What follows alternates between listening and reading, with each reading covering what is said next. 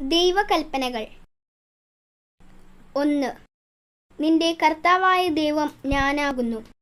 ഞാനല്ലാതെ മറ്റൊരു ദൈവം നിനക്ക് ഉണ്ടാകരുത്. 2. ദൈവത്തിൻ്റെ തിരുനാമം വൃഥ പ്രയോഗിക്കരുത്. 3. കർത്താവിൻ്റെ ദിവസം പരിശുദ്ധമായി ആചരിക്കണം. 4. മാതാപിതാക്കന്മാരെ ബഹുമാനിക്കണം. 5. കൊല്ലരുത്. 6. വ്യഭിചാരം ചെയ്യരുത്. 7. മോഷ്ടിക്കരുത്. 8. കള്ളസാക്ഷി പറയരുത്. 9. അന്യൻ്റെ ഭാര്യയെ മോഹിക്കരുത്. 10. അന്യൻ്റെ വസ്തുക്കൾ ആഗ്രഹിക്കരുത്.